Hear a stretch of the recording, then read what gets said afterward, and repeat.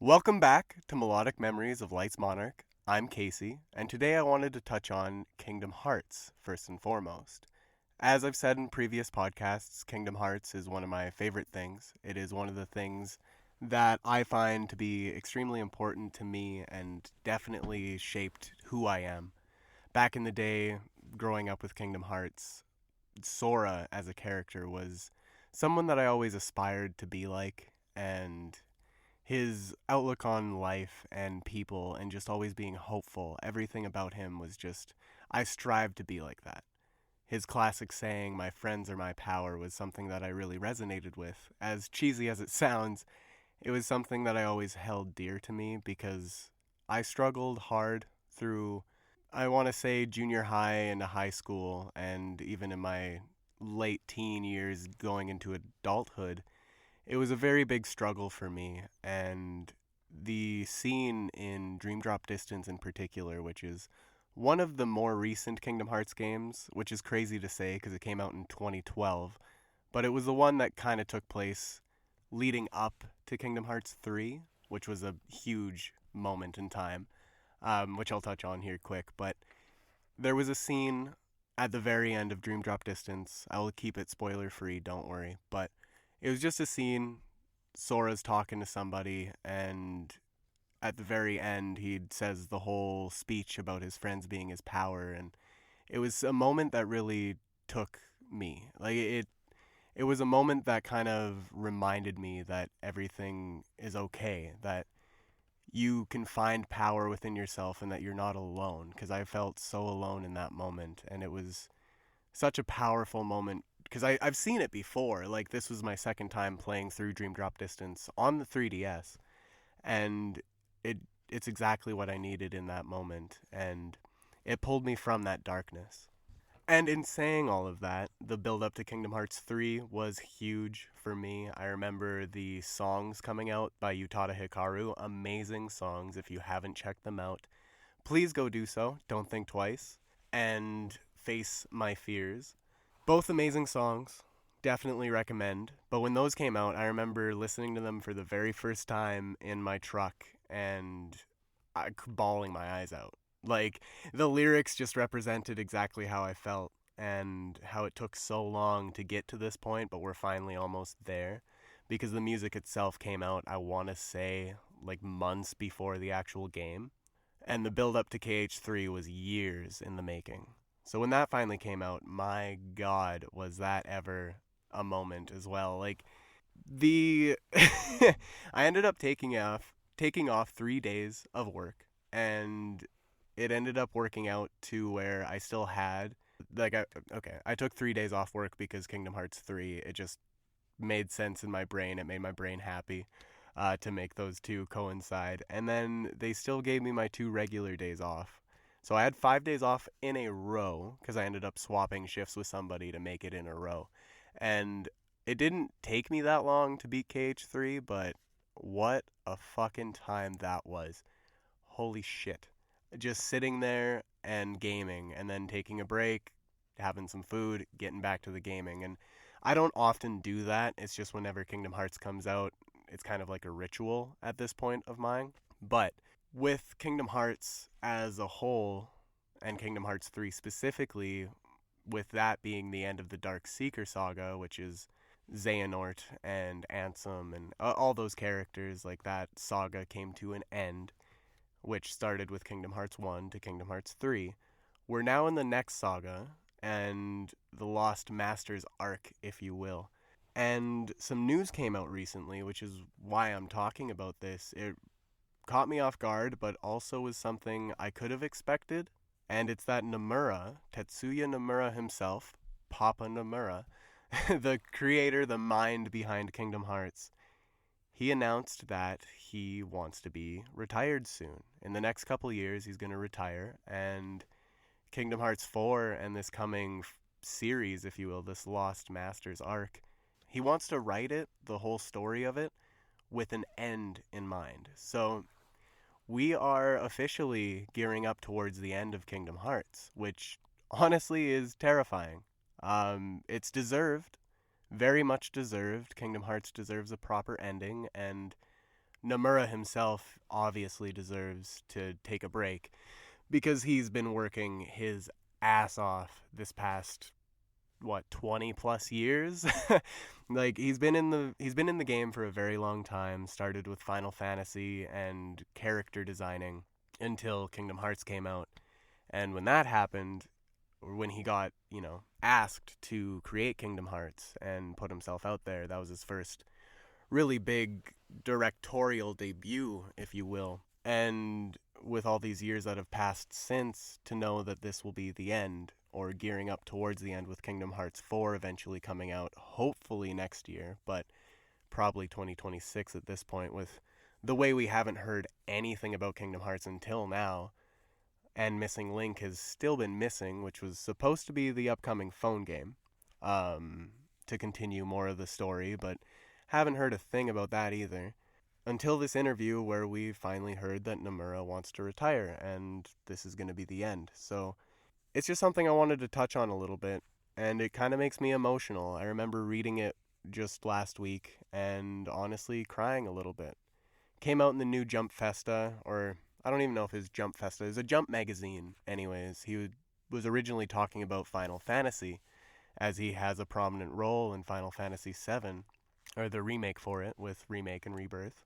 And the eventual third part, I'm almost positive he'll be a part of that too, but it's crazy to think that this man's gonna essentially write a Kingdom Hearts Bible for this coming series, for this coming arc, and it's gonna be something that will lead to an ending. And I really don't know how to feel about it. I'm happy that it's gonna get a proper ending. It is deserved. I hate seeing things that I love, or even just things that I see from afar that just go on for far too long. What comes to mind with that is like Grey's Anatomy. That lasted for years and is still going, past its prime, way past its prime. The Simpsons being a huge one. Supernatural, it happened to that. I like when my things that I love actually come to an end, a proper end, to where the creator is happy about it and the series itself, or whatever it is, doesn't just run itself into the ground and is then looked upon with fondness, and it doesn't ruin the legacy because it actually ended when it was supposed to, and before people actually got tired of it, kind of thing.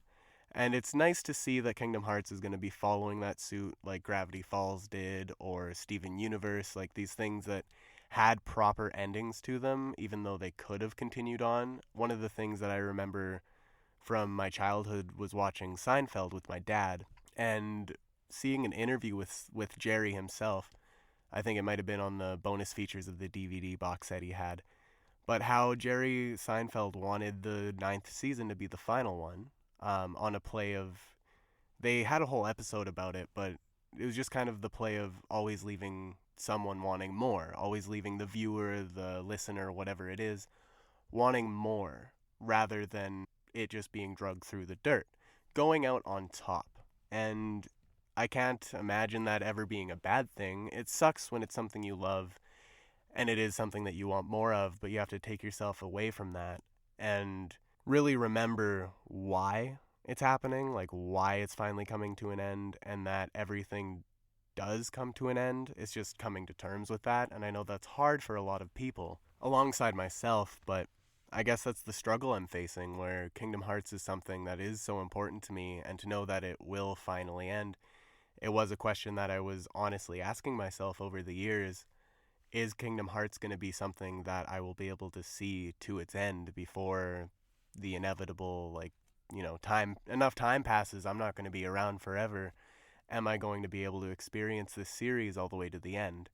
And I know that I have the Dark Seeker saga, everyone does, we've got that as Kingdom Hearts fans, but to know that this next chapter does have a proper ending to it, that it's fitting. It's kind of bittersweet, but very fitting for what the whole series has been and what it means to not only me, but so many people out there. So if you love Kingdom Hearts and heard about this news and it's affected you a little bit here and there too, let me know. Let's talk about it, because I definitely could go on and on. Secondly, though, I also wanted to touch upon Fable. Now, Fable is something I haven't talked about on this podcast yet. It's a series of games made by Microsoft, specifically Lionhead, or at least used to be Lionhead, before they shut down, which now it's going to be.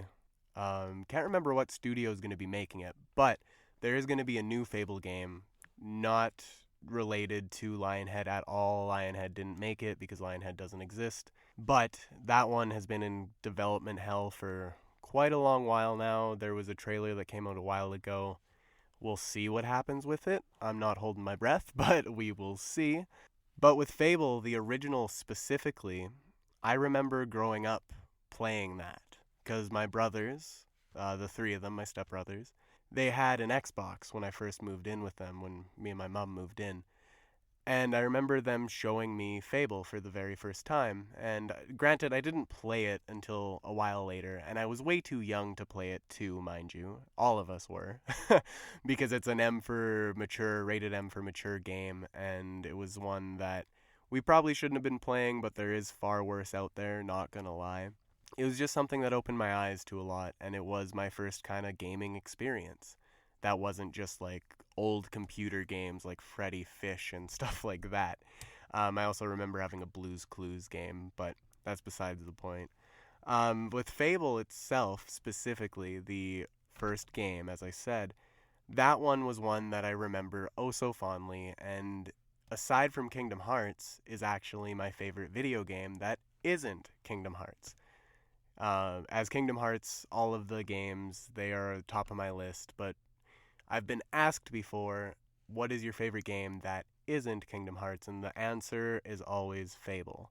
I've never been an Xbox gamer, so it's something that I never got to play much of until later on in my life, because the Xbox that we had to play it on ended up getting taken back to my stepbrother's mom's house. And I never got to touch it again until probably 2016, when I believe Fable Anniversary came out, and I bought it on Steam, of all things. Back before I even had a PC, I played it on my laptop. It was laggy as hell, but it was a way to play it, and the nostalgia was crazy. And to touch on Fable, something specific about Fable, the music, wow. It's something that's so unlike anything else from a video game. I'm sure there's a lot of video game soundtracks out there, obviously, but Fable has a really good one that reminds you of just like a fantasy kind of Lord of the Rings-esque thing. And it's just, it fits the vibe of the game perfectly. You walk into a town and you feel, the first thing you hear is the music, and the ambiance that it creates is so perfect for the game itself. I really have no complaints. It's always been something that I'll just sit in the towns and let the music play for a little bit, and sometimes even play it on Spotify because the soundtrack itself is really good. Maybe I am a little bit biased through nostalgia, obviously, I'm not going to deny that, but Fable itself has always been a game that I can look back really fondly, and it is one that kind of set me on the path that I've been on, because Fable itself is a game that you're able to choose. It's all about making a choice. Granted, when it was first announced, a lot of things were promised, and when the game actually came out, everyone came to find that everything that was promised wasn't all there. Some of it was, but it was definitely a shell of what they promised. And me being a kid at the time that it came out, I never really knew. I never watched any videos of like E3 or anything. YouTube didn't really exist yet. Like, there was no way for the average consumer to really get an insight on it, especially at the age that I was personally. So I didn't complain. I had no problems with it. And I guess that's just the joy of looking through things with rose-tinted glasses to an extent, where when you're a kid, you just don't care. It is what it is, and you don't know any better. And recently, actually, I've been playing through it again because I just went to Fairview, which is hometown, where I grew up, where I was born even. Crazy thing to say because it's a very small town. But when in Fairview, I ended up meeting somebody off Facebook Marketplace and bought myself an Xbox One X. Now, granted, it is a console that is a little bit old at this point, as the Series X and Series S is now out. The One X was something that I always wanted because it had the 4K capabilities and was just a better system. And I've always been a Sony gamer, not gonna lie. I'm a little bit biased towards them, though I'm not crazy on the fact that they are trying to sell a PS5 Pro for 950 Canadian dollars before tax with no vertical stand and get this, no disc drive. Like, come on, Sony. I'm sorry, but I cannot support that. Like, I think the only way they would ever get me to buy one of those, and I know there's going to be people out there that have money to just throw around or feel the need to get it because it's the new next best thing, but I can't get behind that. The only way I feel I could actually warrant that purchase is if they made a Kingdom Hearts exclusive system, which, saying that, would be really cool, as they did for the PlayStation 4, the 4 Pro specifically. I have that one, the Kingdom Hearts variant that was, I think, exclusive to GameStop and EB Games over here before it transitioned into GameStop.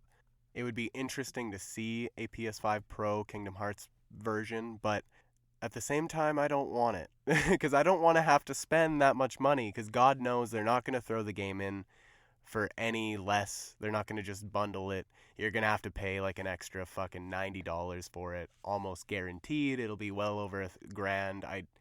I don't even, thinking about it, just my wallet in the grave. Like, it's deceased. I can't. Besides the point, though, I'm kind of getting off track here. With Fable, specifically Fable Anniversary, I did start playing that on the Xbox One X because I did just recently buy one. And it has been a blast to the past. I know I just recently played through Fable Anniversary itself on PC just this year already, but I played the evil mode. And as I touched on, there is choices you can make, and the choices you make affect the game and everyone around you. Like, people will be afraid of you if you choose to be an evil hero, or if you choose to save people and actually be a good guy. People will respect you, people will love you, and there will be hearts all over their heads, and you won't be feared. Because with the game itself, you walk around, you're a good guy, you get a halo over your head, and your hair turns white, and you're not old either, your hair just turns white. You turn into like an angelic kind of person.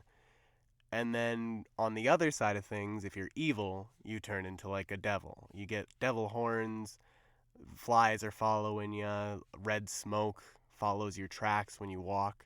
Like, definitely little details like that are something I can appreciate. But as a kid, I always liked playing the good guy file. Like, I never enjoyed being evil.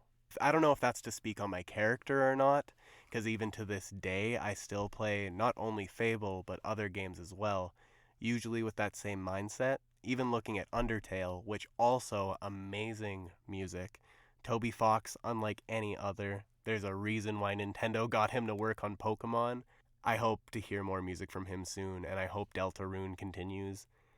Give us more, Toby, please. I still need to finish it, granted, so I'm not in any rush, but my roommate Logan and I were playing through it as he showed me Undertale for the first time. Amazing game. It's something I should probably touch on here. I'm not gonna lie, because the themes of the game itself, with staying determined and no matter what you face, and then also on top of it all, just remembering that no matter what, you are you. All of the choices you made, no matter what happens in your life, you are still you at the end of the day. It's just such a heartwarming, heartfelt game that when you do play as a good guy and befriend these characters, they feel like they're actually your friends. As silly as that sounds, I know they're video game characters, but there's a reason why Undertale took off as much as it did. Being a small indie game, having amazing music, and an amazing story, amazing characters that built this world into what it is. And it's something that I know that feels like lightning captured in a bottle. To get back to Fable, though, gosh, I'm all over the place with this episode. It was something that I grew up with, and I was playing through recently. I'm almost done it. I want to say I'm about halfway through, and it's just something that I wanted to recommend to people. If you haven't played the original Fable, go give it a shot. It's not the best game in the world, I will admit that right now, and it lacks some polish here and there. It is a game from 2004, after all, for the original Xbox, but it is one I remember very fondly, and the musical cues that it has for each and every place that you go to, and every moment, like when you feel the intensity, you will feel it through the music. Um, for anything that the game lacks itself. So definitely a game that I love alongside Kingdom Hearts, both of them having an amazing soundtrack, and then Undertale as well, another amazing soundtrack, amazing game. It's all stuff that really made me probably love music even more than I gave it credit for back in the day, because it's something that I never thought about. And on top of it all, throwing getting thrown back to my very first video game ever, which wasn't Fable, by the way, would have been, or at least for what my memory serves me, if I'm correct in saying this, was Pokemon Yellow on a yellow Game Boy. I think it might have been a yellow Game Boy Color, which I still have in my drawer, still in the collection. The original copy I originally played. Battery's definitely dead on it, but what's new with Game Boy games? Every battery's going to be dead. You're looking at like a 30-year-old or even older console. So yeah, it's old at this point. But with Pokemon Yellow, it was a game that was my very first video game ever, and it's something that I still to this day adore.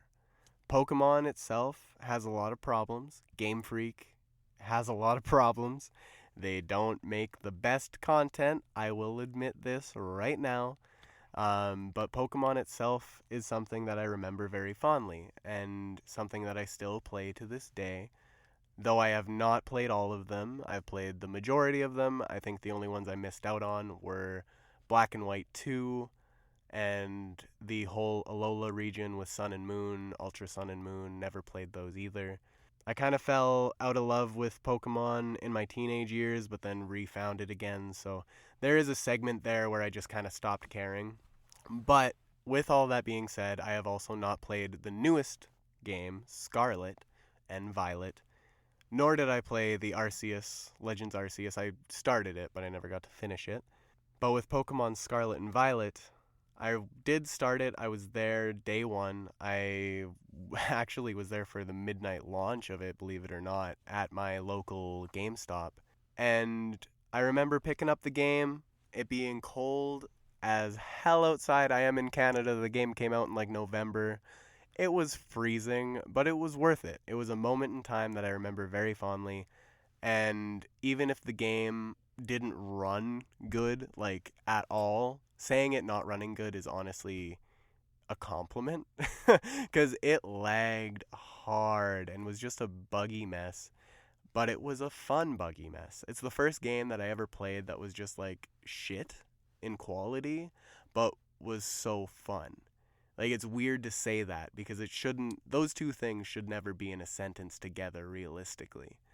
But Pokemon, and it being such a thing in my life, like such a important thing in my life that built the blocks of me as a game lover, a game enjoyer, not so much nowadays, but also musically, every route having its own music. Like some of those old Kanto tracks from Cerulean City, Pewter City, like in Cinnabar Island, all these things, Pallet Town, the old bit tunes, like was really something that, I don't know, I guess it was my first experience with it.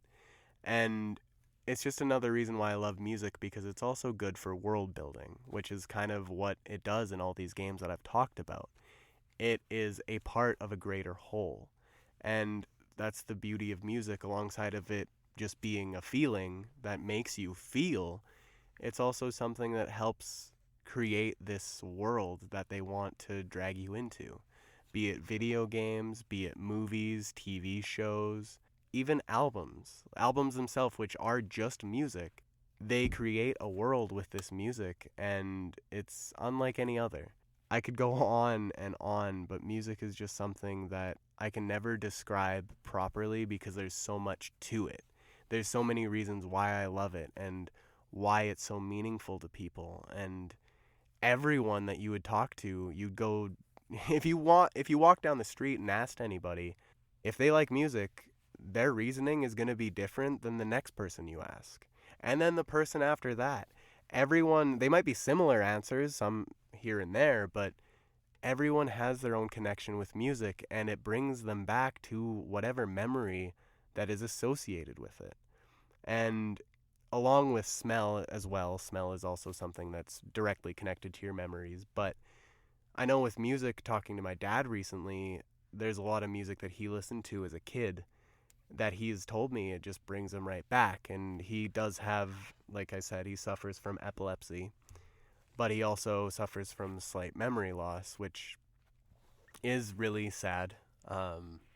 Makes me kind of emotional to think about, so I won't touch on it too much here, but I just wish him the best, and I hope that he pushes through this as well as he can. I just know, there is an ending date to everyone.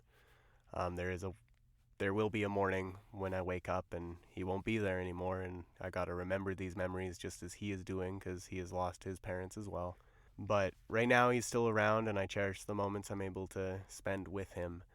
But he was talking to me about music and how there's these certain songs like Marty Robbins, Chris Ledoux, and then some other ones that remind him of his parents and bring him back to when he was either a kid or a teenager or a young adult sitting with me, taking care of me. And it's just something that I wish more people would take music seriously and not just for granted, because a lot of the music nowadays, not saying anything's wrong with it, because not every artist is the same, every song is a little different, but I feel like the art behind the music is just kind of getting lost a little bit with trying to, instead of making it as art, more so making it as content to fit this algorithm that people want to master almost. Like, they feel the need, if they want to get noticed, if they want success, they need to answer to this algorithm and please it, almost like it's a deity. And I personally don't like that. I'm never gonna do that ever. Fuck no. The algorithm, if it wants to choose me, it can choose me, but I'm going to be taking my own path, and if that means no one follows me, then no one follows me. It is what it is. If one person out of the whole entire world says that I made a difference to their life and brings them a smile with their day, then that's all I can ever ask for as an artist, as a creative. And I haven't even made music yet, but I'm talking with this specific podcast too. Like, I know I ramble about probably nothing important, but anyone that chooses to listen to this, thank you. I hope I make your day better, and I hope that you're able to find this music, your own music, stuff I recommend, whatever it might be. I hope you're able to find that and find solace and make memories and really cherish what music has to offer. Because one day you might just realize that a song comes on and it brings you right back to that specific memory that you thought you lost. It can be a sad thing, it can be a good thing, but it's a part of life and it's something beautiful. Now, to end this all off, I know I kind of rambled a bit and I don't really know what this podcast was even about, but definitely about some of my gaming history and things that I love. But I wanted to say, if y'all want any makeup, again, go see Curse Cosmetics. Use the code LightsMonarch at checkout for 10% off, and let me know what you get. Follow me on my socials at LightsMonarch. And aside from that, there's been some releases that came out recently that I wanted to touch upon. As Friday, release Friday, there's always new things to listen to and new things to talk about. And in this case, I wanted to touch on a few releases that came out just this past Friday. First off being I Prevail, their True Power Expanded Edition. It's their most recent album. It doesn't have a whole lot new, but if you haven't heard I Prevail before, I would recommend giving it a shot. I think my favorite album of theirs actually is Trauma, so if you want to listen to what I would consider to be their best album, go check that one out. It came out years ago, though. This one just came out on Friday, a deluxe version, if you will. Just a couple new songs. Not really anything crazy new, but it is there if you want to listen to it. A good album overall if you like heavy metalcore stuff with some rapping in there. Very much like a heavier 21 Pilots, and I hope I don't get crucified for saying that. Aside from that, there was also 12 Notes Deluxe version, which is subtitled 16 Notes, by Alec Benjamin. He's a very soft kind of pop boy, if you will, a soft little guy. And his album came out earlier this year, and he just released a deluxe version of it with some more songs. And I will say, give that a listen if you want some soft pop vibes that just kind of make you feel. Definitely could recommend him. He just brings a smile to my face whenever I hear him. His songs are quite emotional if you have some relationship trauma, maybe, or even if you're feeling like, I don't even know how to describe it. If you're feeling soft, give him a listen. And to touch on two more, it would be the Our Lady Peace 30th anniversary kind of thing. Had a new song on it, and I believe re-recorded tracks. So go give them a listen. Our Lady Peace, a Canadian band, a rock icon for Canadian artists. I will say you won't be disappointed. And lastly is Starbomb's new release, Nintendo Online's greatest announcement. And that's the name of the song, mind you, because Starbomb is I want to say a YouTube band would probably be the best way to put it. A band that is made up of Ninja Sex Party with Danny Sexbang and Ninja Brian and Ego Raptor, who they're kind of a part of the Game Grumps. They're a YouTuber, if you will, a YouTube channel.